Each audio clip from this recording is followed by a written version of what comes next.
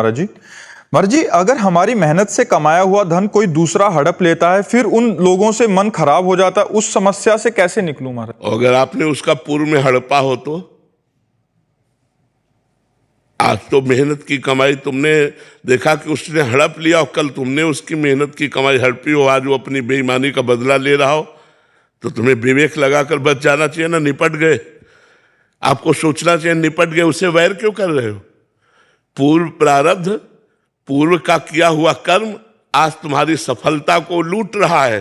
तो वो लूट नहीं रहा, वो अपना हिसाब ले रहा है। वो अपना हिसाब, वो तुम्हारा पुत्र बनकर, तुम्हारा मित्र बनकर के, तुम्हारा रिश्तेदार बनकर, तुम्हारा सहयोगी बनकर वो तुम्हारे साथ ऐसा कार्य करेगा जिससे तुम्हारी हानि होगी। इसलिए हानि होगी क्योंकि तुमने हानि की थी, वो अपनी हानि का बदला ले रहा है। वैसे उसकी बुद्धि हो जाएगी, वैसे वो कार्य करेगा। तो हमको ये समझना चाहिए जब हमारे साथ बेईमानी हो कि मैंने किसी की बेईमानी की थी, मेरा हिसाब बराबर हो गया, राधा राधा, अब मुझे आगे चलना चाहिए। इससे द्वेष नहीं करना चाहिए, नहीं तो नया कर्म बन जाएगा। अगर उससे द्वेष की, नफरत की, लड़ाई की तो नया कर्म बन गया और आपको भोगना पड़ेगा। इसलिए मुझे नया कर्म नहीं करना। राधे श्याम, तुम्हारा हिस्सा जितना था तुम ले गए, अब ठीक है। अगर हमारा है तो उसे कोई नहीं ले जाएगा। और किसी का कर्जा नहीं रखना चाहिए। अगर अपनी जानकारी में किसी का कर्जा हो तो किसी का कर्जा नहीं रखना चाहिए। तो हमें किसी की बेईमानी नहीं करनी, लेकिन कोई हमारी बेईमानी कर लेता है तो कबीरा खुद को ठगाइए, जाओ खाओ जाके। तुम्हारा कुछ हम लिया होगा तो तुमने हमारा ले लिया, नहीं हमारी चीज पड़ी रहेगी, कोई उठा नहीं सकता, वो हमारे ही प्रयोग में आएगी। अभिषेक पांडे जी, गाजियाबाद। राधे राधे महाराज जी। महाराज जी, हमारी आध्यात्मिक परंपरा में कहा गया है कि गुरु शिष्य का चयन स्वयं करते हैं, पर यदि गुरु को प्राप्त करने की ऐसा नहीं है, मन में पैदा हो, केवल ऐसा ही नहीं है, एक पक्ष नहीं है, दोनों पक्ष है। कभी कभी संस्कारी पूर्व जन्म के भजन किए हुए शिष्य को गुरु पकड़ते हैं और कभी कभी शिष्य को गुरु की खोज करनी पड़ती है और गुरु के शरणागत होना। दोनों पक्ष है, एक पक्ष नहीं है कि गुरु ही शिष्य की खोज करता है। उसको क्या लेना देना है? वो आप्त काम महापुरुष है, उसको शिष्य की जरूरत क्या है? वो तो भगवत प्रेरित होकर के पूर्व साधना जिसकी भ्रष्ट हो गई है और वो जन्मा है, तो वो जाकर के उसको ए उठ चल। जैसे हमारे जन्म होने के समय, जब हमारा जन्म हुआ तो नैमिषारण्य के एक संत आए, हमारे पिताजी से पूछा चिलवा आया है क्या? तो उनका महाराज जी कोई संत तो आए नहीं। नहीं, बोले तुम्हारे घर में कुछ हुआ है क्या? बोले हाँ लड़का हुआ है। बोले हाँ चिलवा आया, हम समय आएगा तब निकाल लेंगे। तो पूर्व जन्म का हमारा जो भजन बचा है, हम उसे नहीं पूरा कर पाए तो गुरु आके खोज लेता है और वो वहां से निकाल देता है। नहीं तो प्रायः शिष्य को ही गुरु की खोज करनी पड़ती है। गुरु आप्त काम होते हैं, उनको किसी की जरूरत होती नहीं है। वो पूर्ण काम होते हैं, उनको शिष्य की क्या जरूरत होती है? आप प्रश्न कीजिए। महाराज जी, आप कह रहे हैं कि प्रमाणिक गुरु का चयन करते समय किन किन बातों का ध्यान रखना चाहिए आगे? देखो, पहली बात तो यह है कि अध्यात्म है। अध्यात्म चिदानंद होता है और हम गुण और दोष प्राकृतिक देखते हैं। प्राकृतिक गुण दोषों से गुरु की पहचान नहीं हो सकती, क्योंकि प्राकृतिक गुण का नाटक तो एक फिल्म में भी करने वाला जो साधु का रोल करता है वो सम्यक रोल करता है। तो अगर गुण हम देखेंगे तो सम्यक नाटक कर रहा होगा तो उस पाखंडी है, लेकिन वो रोल पूरा सम्यक साधु का कर रहा है। तो आप लक्षण मिलाएंगे, आपको मिल जाएंगे, लेकिन वो साधु है नहीं, वो तो रोल कर रहा है साधु का। तो बाहरी गुणों से हम साधुता को नहीं पहचान सकते। उसे कुछ लक्षण बाहरी वर्णन किए गए हैं। तितिक्षवा, जो महान सहनशील हो, गर्मी सर्दी बरसात, लाभ हानि मान अपमान दुख सुख सबको सहने वाला हो। कारुणिका, उस सब पर करुणा करने वाला हो, उसका स्वभाव सब पर दया करना हो। सर्वभूत हिते रताहा, वो समस्त भूतों में हित की भावना रखता हो और स्वयं भगवान के चरणारविंद की भक्ति से युक्त, और जो उसके सामने पहुंच जाए उसको पहुंचते ही शांति, एक ऐसा अपनापन लगे कि इनको मैंने देखा पहली बार, लेकिन लग रहा है ये मेरे अपने हैं, और उनके वचनों से हमारा अध्यात्म जागृत हो जाए, यही कोई बाहरी लक्षण है। बकाया आंतरिक लक्षणों को तो पहचाना ही नहीं जा सकता। जैसे निर्मोह, अब मोह रहित होकर के करुणा करना है, यही महापुरुषों में होता है। वो प्यार का नाटक करते हैं, सबसे प्यार का नाटक करते हैं, लेकिन उनका किसी से प्यार नहीं होता, एकमात्र परमात्मा से प्यार होता है। वो परमात्मा में अपने चित्त को रखते हैं। कारुणिकाहा, करुणा करनी है, लेकिन निर्ममो निरहंकारा, करुणा करते हुए ममता और अहंकार ना आने पावे। वो सिद्ध महापुरुष निर्मोह होते हैं, वो सिद्ध महापुरुष निर्माण होते हैं। वो सिद्ध महापुरुष का किसी का संग उनके ऊपर रंग नहीं ला सकता, चाहे जितना कोई भोग सामग्री भोगी वस्तुएं हो, उनका चित्त कभी चलायमान नहीं हो सकता। वो जित संग दोषा, निरंतर आत्मस्वरूप में स्थित रहते हैं, द्वंद्वों पर विजय प्राप्त किए होते हैं, सुख दुख में समान भाव रखते हैं। ऐसे महापुरुष भगवत प्राप्त होते हैं। ऐसे भगवत प्राप्त महापुरुषों को गुरु बनाना चाहिए। पर हम नहीं जानते कि वो रोल कर रहे हैं या वास्तविक है। भगवान तो जानते हैं ना, तो हमें सर्वप्रथम भगवान को गुरु बनाना चाहिए कि भगवान श्री कृष्ण ही हमारे गुरु हैं, और फिर उनसे प्रार्थना करें कि यदि आपको प्रगट रूप में गुरु देने की आवश्यकता है तो आप हमें पहुंचा दो या उनसे मिला दो, उनको हमारे पास पहुंचा दो या हम उनके पास पहुंच जाएं। तो भगवान जहां जोड़ेंगे वो सही जोड़ेंगे। हम किसी के प्रवचन से प्रभावित होकर, किसी की महिमा से प्रभावित होकर, तो पूर्व जन्म के पुण्यों से भी होता है। तो अब बहुत लोग सलाम कर रहे हैं, उनको सलूट कर रहे हैं, नमस्कार कर रहे हैं। तो बहुत लोगों का नमस्कार करना कोई साधुता का लक्षण नहीं। बहुत अच्छा प्रवचन कर लेना, एक से एक लक्ष्यदार भाषण देने वाले लोग हैं कि आप शब्द पर मोहित हो जाएंगे, ऐसे ऐसे बोलने वाले, तो क्या वो साधु हो गए क्या? तो क्या हम साधुता की पहचान माने? यही मान रहित होना, मोह रहित होना, संग दोष का प्रभाव न पड़ना, आत्मस्वरूप में स्थित रहना, समस्त द्वंद्वों पर विजय प्राप्त करना, सुख दुख में समान भाव। ये तो बाहरी दिखाई नहीं देंगे। जितने हम लक्षण बता रहे हैं सब आंतरिक है, और आंतरिक लक्षणों का बाह्य नाटक तो कोई बहुत अच्छे ढंग से कर सकता है। जो नाटक करता है वो बहुत अच्छे ढंग से कर सकता है कि सही महात्मा में त्रुटि हो सकती है, लेकिन नाटक करने वाले में त्रुटि नहीं मिलेगी, क्योंकि वो नाटक कर रहा है। तो इसलिए बच्चा, ये साधुता का वेश ऐसा है जैसे गंगा जी में सब कुछ समा जाता है, चाहे जो नाला डालो चाहे डालो, सुरसर मिले सो पावन कैसे। ऐसे इस वेश में असली नकली कई प्रकार के होते हैं।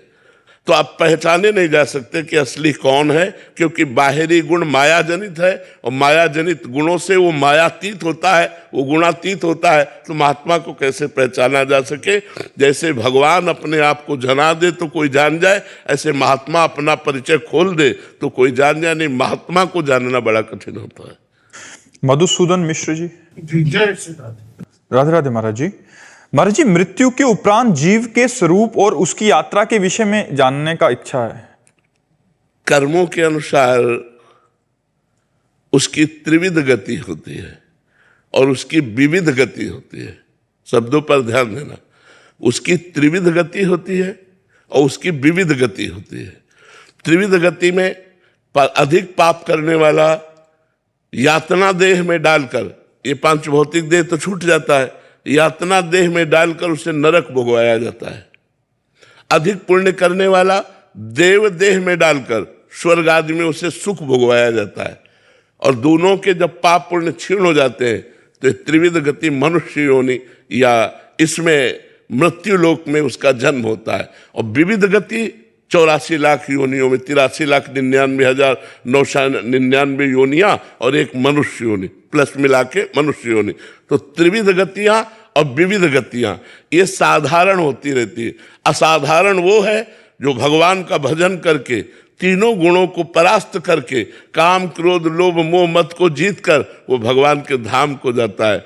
राम उपासक हुआ तो साकेतपुरी को जाता है, शिव उपासक हुआ तो कैलाशपुरी को जाता है, कृष्ण उपासक हुआ तो गोलोक धाम को जाता है, प्रिया प्रीतम को उपासक हुआ तो वृंदावन धाम को प्राप्त होता है। ये उसके जीव की गतियां होती है।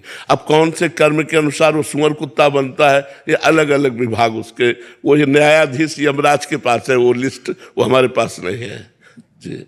सौम्य रंजन कुमार जी उड़ीसा से। राधे राधे महाराज जी।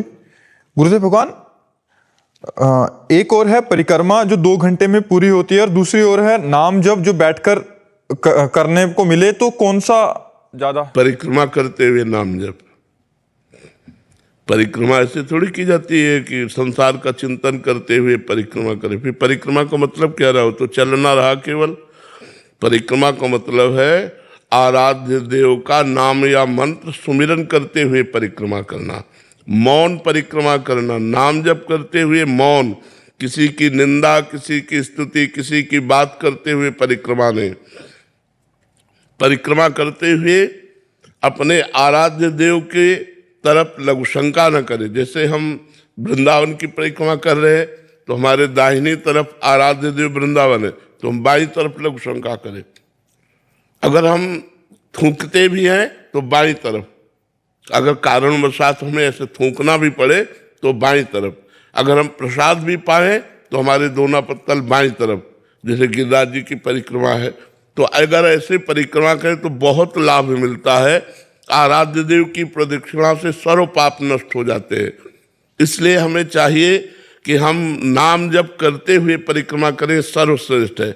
अगर आप नहीं चल पाते हैं तो बैठकर नाम जप कीजिए, कोई बात नहीं तो परिक्रमा जरूर देनी चाहिए। अनुराधा शर्मा जी बेंगलोर से। श्री हरिवंश महाराज जी। महाराज जी, अपने प्यारे को पाने की लालसा और उन्हें पाने की इच्छा से भक्ति करना कर्म है या अकर्म? सर्व धर्मों के ऊपर, कर्मों के ऊपर विराजमान भागवत धर्म है, और भागवत धर्म के ऊपर विराजमान प्रेम धर्म है। ये प्रेम धर्म है, ये न कर्म है न धर्म है। ये कर्म और धर्म दोनों से बड़ा भागवत धर्म, तो भागवत धर्म से भी बड़ा प्रेम धर्म। भगवत धर्मों जीत के निज प्रेमा ठहरंत। अपने प्यारे से मिलने के लिए ये प्रेम धर्म स्वीकार किया जाता है। लेकिन कौन चाहता है प्यारे से मिलना? बहुत कठिन बात है। संसार का प्यार मिटा पाना बहुत कठिन बात है। संसार का प्यार हटा पाना बहुत कठिन बात है। जो संसार का प्यार हटा देता है वही भगवान से प्यार कर सकता है, सब कोई नहीं कर सकता। जो माँ से, पिता से, भाई से, बंधु से, रिश्ते नातेदारों से, संपूर्ण संसार से अपने प्यार को हटाकर और गोविंद में लगा दिया, वही गोविंद का प्रेमी होता है। भगवान का आशिक ऐसा नहीं होता। यहाँ अनन्यता चाहिए। एकमात्र मेरे तो गिरधर गोपाल, दूसरों न कोई। शुद्ध प्रेम में केवल अपने भगवान से, सबको भगवान के भाव से। मान लो गृहस्थी भी है तो अपने माता पिता, भाई बंधु, परिवार में सबको भगवान देखकर पूजा कर रहा है तो और प्यार बढ़ा। लेकिन ममता नहीं है, वो भगवत भाव से है, और अपने भगवान के ही भाव में निरंतर जो निमग्न रहता है, फिर उसके अंदर एक व्याकुलता पैदा होती है कि इतने दिन हो गए आज तक मैंने भगवान को देखा नहीं। दरस बिन दुखन लागे नैन, जब से तुम बिछुरे प्यारे कब न पायो चैन। अब वो व्याकुलता उसकी विरह बन जाती है, और विरह में फिर रोता है, तड़पता है, भगवान को पुकारता है। तब भगवान उसकी विराग्नि को शांत करने के लिए उसके मानस पटल पर दर्शन देते हैं, हृदय में उसको दर्शन देते हैं। फिर भी तसल्ली नहीं होती, फिर रोता रहता है, तब भगवान प्रगट दर्शन देते हैं। अगर उतने में तसल्ली हो गई तो फिर उतना ही अनुभव होगा। अगर उससे भी व्याकुलता बढ़ती रही तो जैसे हम आपको देख रहे हैं ऐसे भगवान देखने को मिलते हैं। भगवान है, भगवान कोई आश्चर्यमयी ऐसी बात नहीं है कि नहीं है। कोई कण ऐसा नहीं जहाँ भगवान ना हो। बस आश्चर्य यही कि माया का पर्दा कर लगा करके हैं। अगर पर्दा हटा दे तो केवल भगवान ही भगवान है, दूसरा कोई है ही नहीं। किशन जी उज्जैन से। श्री हरिवंश महाराज जी। महाराज जी, मैं जजमान के लिए जप, कर्म कांड इत्यादि करता हूं। अगर मैं आपके द्वारा निर्दिष्ट नित्य पाठ और नाम जप करता हूं तब भी मुझे संध्या करना आवश्यक है? अगर आप दीक्षित हैं तो नहीं, अगर दीक्षित नहीं है तो हाँ। क्योंकि दीक्षा जब हम निकुंज की ले लेते हैं तो जिस समय संध्या होती है उस समय हमारी संध्या आरती होती ठाकुर की, उस समय संध्या बंदन होता है। जिस समय मंगला प्रभात होती है उस समय मंगला आरती होती ठाकुर जी की, मंगला प्रभात उनका उत्थापन होता है। हमारे पास समय नहीं है, संध्या करने का समय नहीं, और संध्या जिनकी होती है उन्हीं की तो हम आराधना कर रहे हैं, तो फिर हमारे यहाँ उसका लोप हो जाता है। लेकिन जब तक दीक्षा न ले तब तक संध्या करता रहे, तब तक उसे न त्रिकाल संध्या तो 2 काल की संध्या तो करनी ही चाहिए, प्रातः और सायं 2 काल की संध्या करनी दीक्षा के चाहिए। बाद भी मैं जो कार्य कर रहा हूँ वो करता रहूंगा तो उससे कर्म कांड। हाँ, कर्म करना बिल्कुल ब्राह्मण का वही कर्तव्य है। अध्ययन करना, अध्ययन कराना, दान लेना, दान देना, यज्ञ करना, यज्ञ कराना, ये सत्कर्म ब्राह्मण के हैं। लेकिन जितना अनुष्ठान ले उसको जजमान जानता हो या न जानता हो अपने को पूरा करना चाहिए, नहीं दोष लगता है। मान लो आपने रुद्राष्टाध्याय के पाठ का अनुष्ठान लिया, अब वो तो जानता नहीं कितने रुद्राष्टाध्याय कितनी देर में होती है, आप आधा घंटा में निपटा दिए और जजमान से पूरा पैसा लिए, वो आपके लिए अपराध बन गया और वो आपको दुख देगा।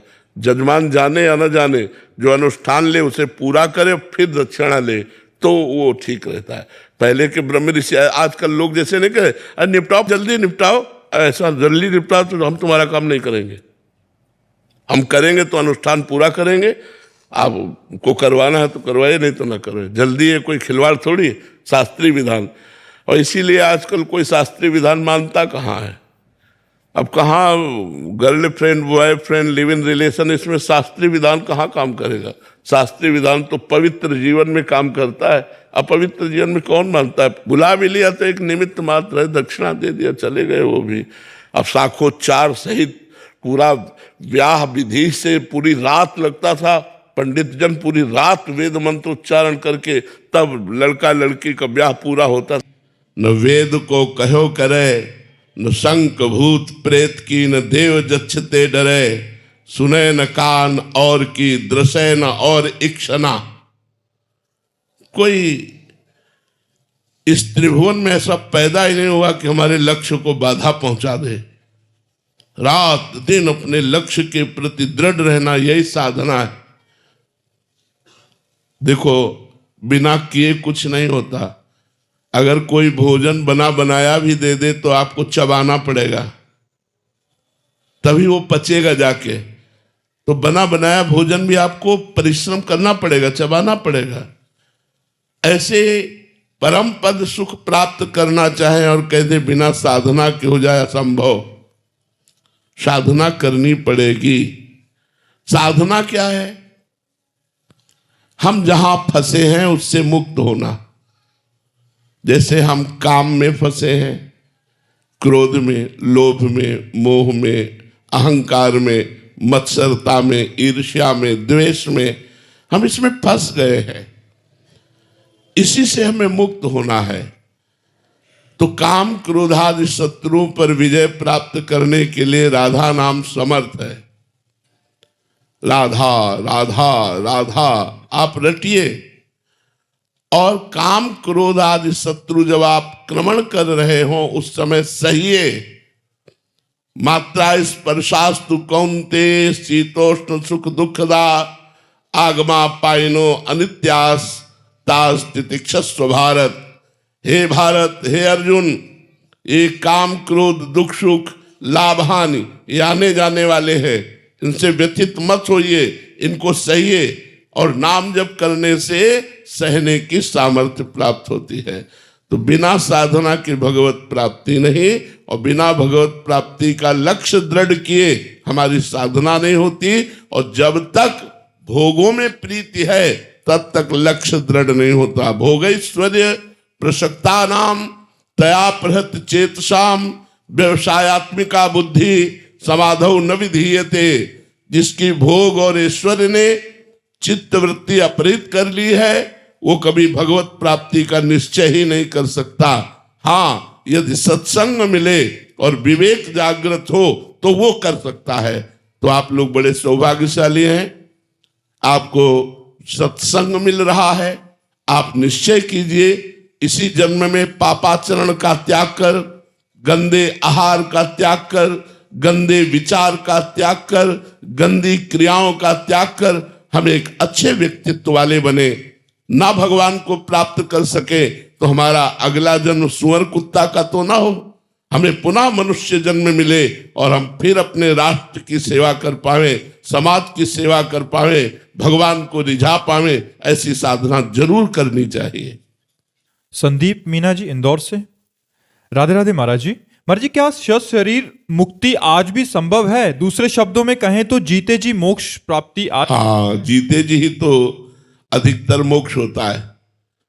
जो संत काम क्रोधादि शत्रुओं पर विजय प्राप्त कर चुका है, जिसके समीप विषय भोग रहने पर भी भोगने की इच्छा नहीं है, जो निरंतर भगवान के चिंतन में डूबा हुआ है, जिस पर सर्दी गर्मी मान अपमान हानि लाभ का कोई प्रभाव नहीं पड़ता, वो जीते जी जीवन मुक्त है, वो जीते जी भगवत प्राप्त हो गया है।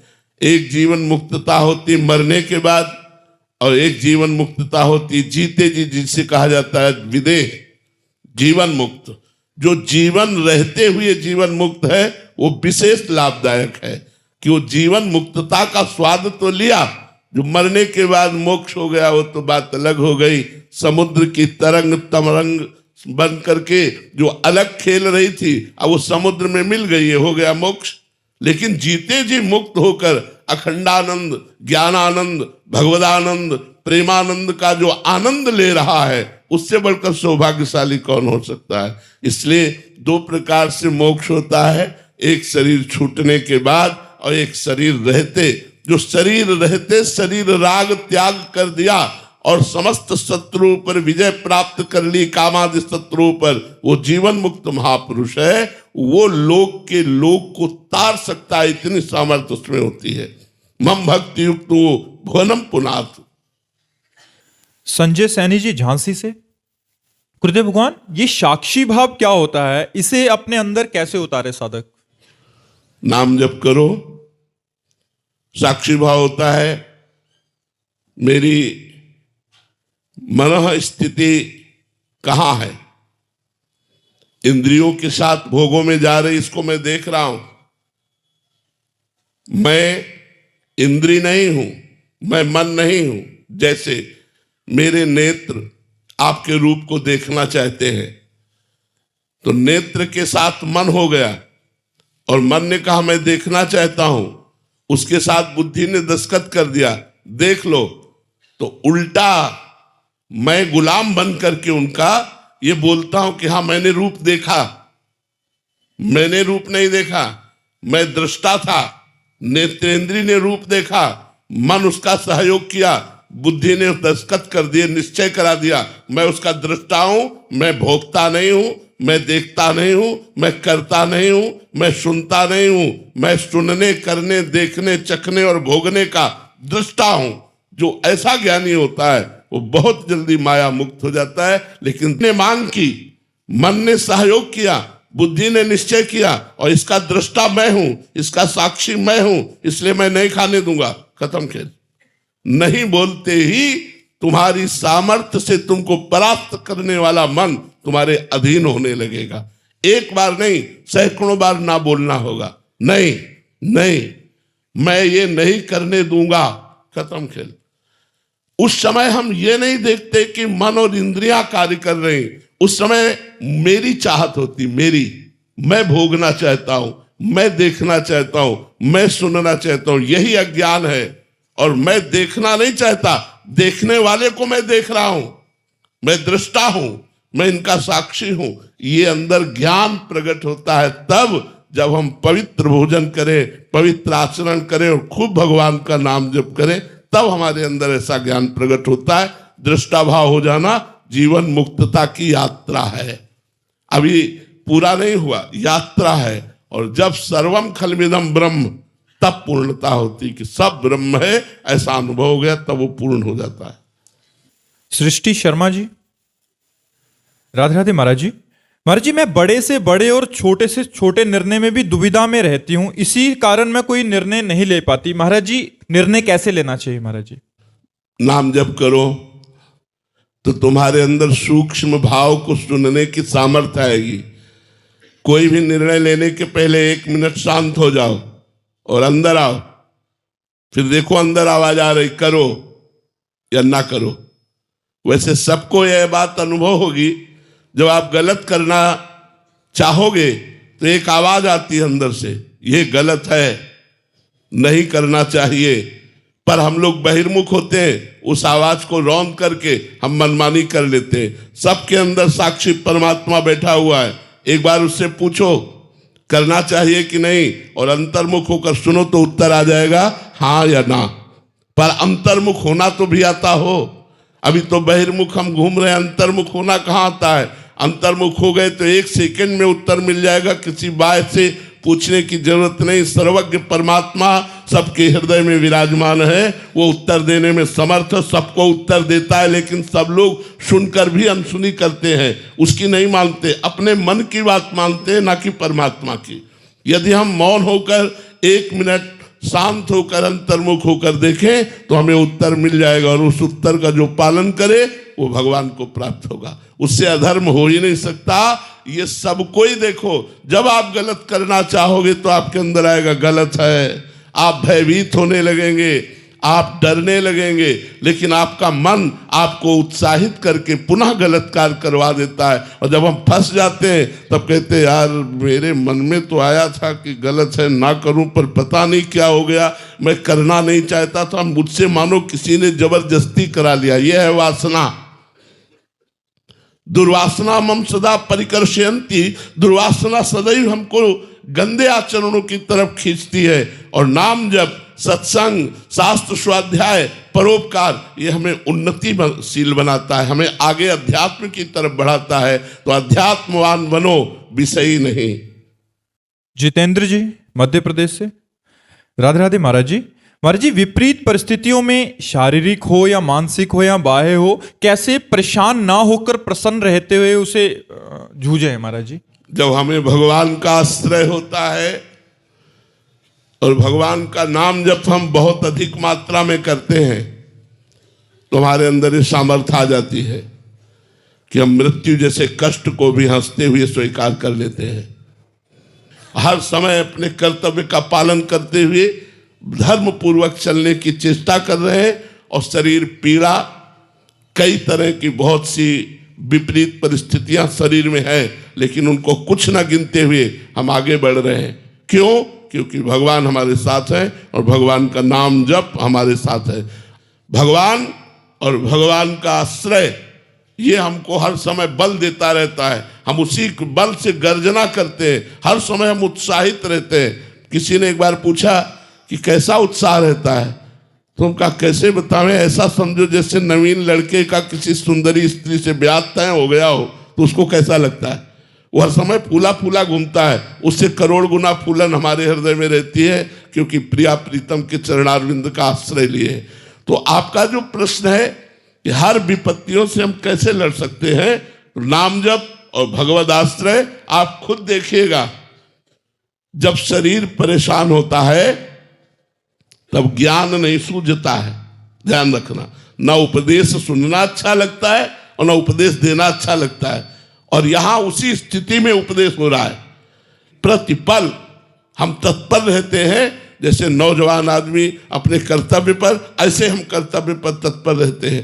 तो हमारे उदाहरण से आप अपने आप को बलवान बना सकते हो कि हमारा भी शरीर पांच भौतिक है, हम भी मनुष्य हैं, लेकिन भगवान का आश्रय लिए हैं, राधा नाम जप करते हैं तो दहाड़ते रहते हैं, कोई परेशानी नहीं, बिल्कुल कोई दुख नहीं, कोई चिंता नहीं, कोई शोक नहीं। हर समय हमारे अंदर एक नया जोश रहता है, वो जोश तुम भी भरो। अविनाशी के बच्चा हो, जरा से दुख में बिलला गए, जरा से सुख में फूल के अहंकार से युक्त हो गए, ये नहीं, ऐसे महान बनो कि चाहे जितना सुख आवे अहंकार ना आवे, और चाहे जितना दुख आवे हम कभी शोक से उदास ना हो जाएं, हम रौंदते हुए दुख को चले। क्योंकि भगवान के बच्चा हो, अविनाशी का बच्चा हो करके इन विनाशी बातों पर रो रहे हो, छोटी छोटी बातों पर शोक कर रहे हो, निगेटिव बातें विचार करके डिप्रेशन में जा रहे हो, ये क्या है?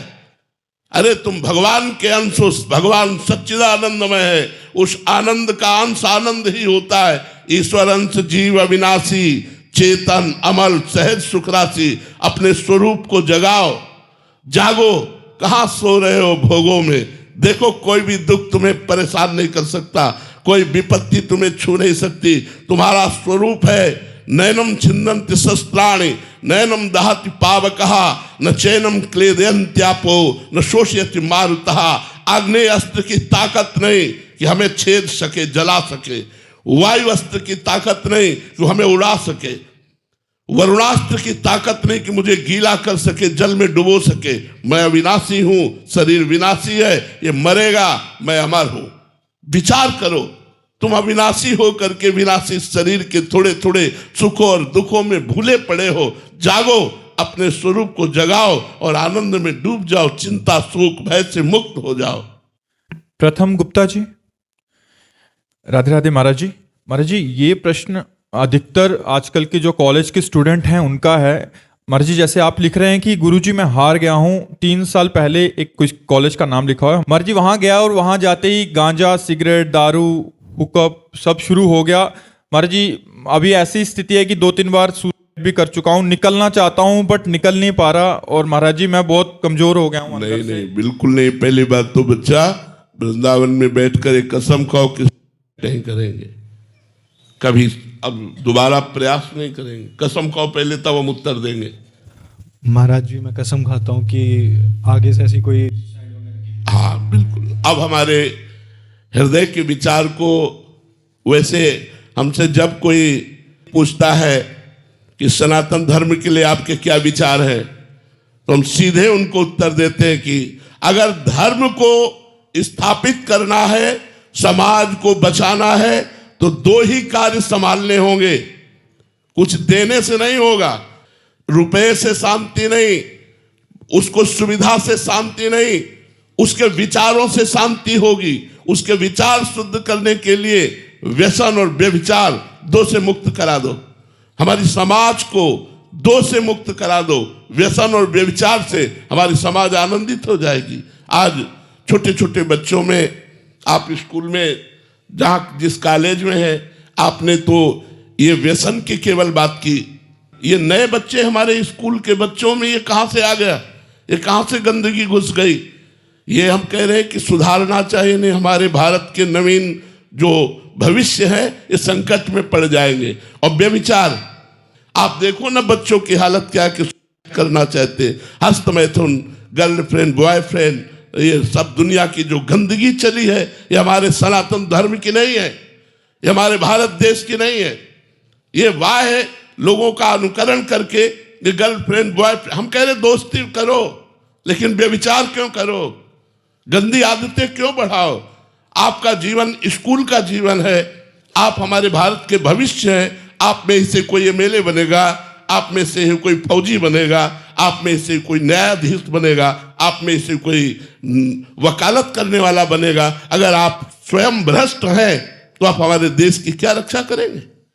आप हमारे समाज की क्या सुधारक वृत्ति रखेंगे? जब आप स्वयं व्यसन करते हैं, वे विचार करते हैं, भ्रष्ट आचरण वाले हैं, तो आप समाज का शोषण करेंगे, पोषण नहीं करेंगे। तो हमारे भारत का भविष्य संकट में है, क्योंकि हमारे बच्चे स्कूल में जाकर के सुधरने चाहिए और वहां जाकर के उस खुद ये बच्चा प्रमाण है। ये तो इसने व्यसन की। कितने से बच्चे आते हैं जो व्यभिचार की बात करते हैं। तो व्यभिचार और व्यसन से हमारे बच्चे दूर रहें तो हमारे भारत का भविष्य मंगलमय होगा। इसके लिए माता पिता को भी प्रयास करना चाहिए, टीचरों को भी प्रयास करना चाहिए और धर्म उपदेशकों को भी प्रयास करना चाहिए कि हम तो जा नहीं पाते, हमारा शरीर स्वस्थ है, नहीं स्कूल में जाकर के 5 मिनट समय मांग करके बच्चों को अध्यात्म का उपदेश देना चाहिए, धर्म का उपदेश देना। अगर हमारा शरीर स्वस्थ होता और वृंदावन की निष्ठा ना होती तो हम ये प्रयास करते, हर स्कूल में जाकर हाथ जोड़कर मांगते कि हमें 10 मिनट बोलने का समय दीजिए। हम अपने भारतीय बच्चों को सुधारने के लिए अध्यात्म की शिक्षा के विषय में उनको जरूर बताएं, क्योंकि आधुनिक शिक्षा जीवन को उत्थान की तरफ नहीं ले जा रही, पतन की तरफ ले जा रही। अब ये बड़े बड़े हॉस्टल में बच्चे रह करके यदि व्यसन करेंगे तो ये क्या हमारे देश की उन्नति करेंगे? इनको जब पैसा नहीं मिलेगा तो माता पिता के पैसों की चोरी करेंगे, जब वहां से पैसा नहीं मिलेगा तो मारेंगे माता पिता को। अगर माता पिता नहीं तो दूसरों के साथ ये गलत हरकत करेंगे।